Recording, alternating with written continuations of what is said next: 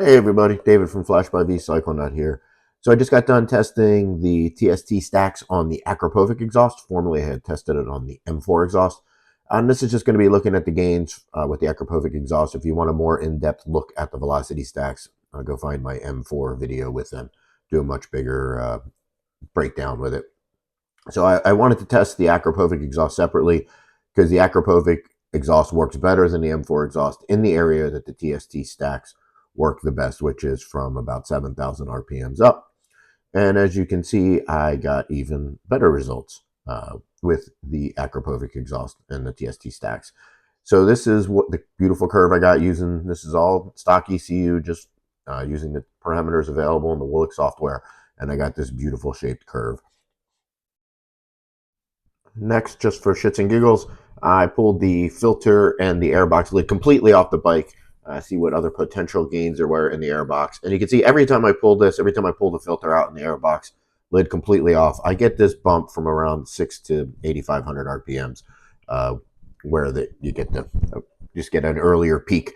Notice the peak horsepower with the airbox lid in, when the filter in, peak horsepower occurs at 8,900 RPMs.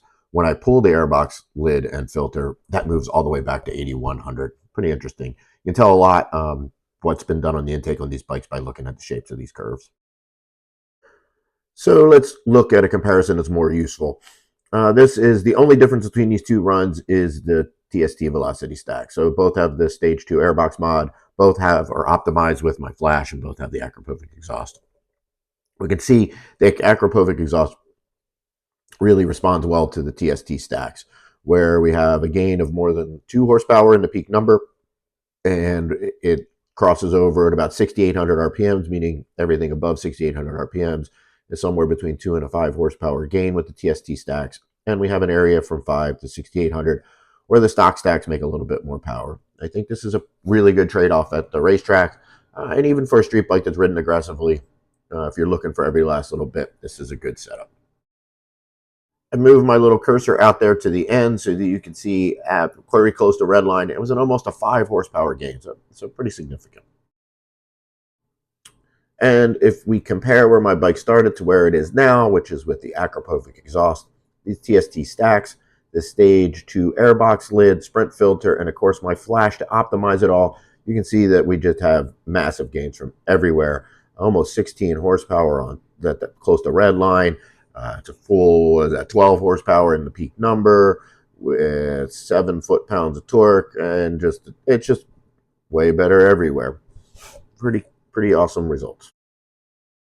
Lastly, if we compare what I got with the M4 exhaust and the TST stacks versus the Akrapovic exhaust with the TST stacks, you can see the Akrapovic's just better almost everywhere, between 3 and 4 grand, between 5 and 6 grand, and from 7,200 RPMs all the way up to the red line. Speaking of red line, I'm sure Woolix is tired of me sending them emails asking for the red line to be able to be raised on this. As they said, they have sent me changed some settings in the software to see if they would work, but none of them actually raised the red line.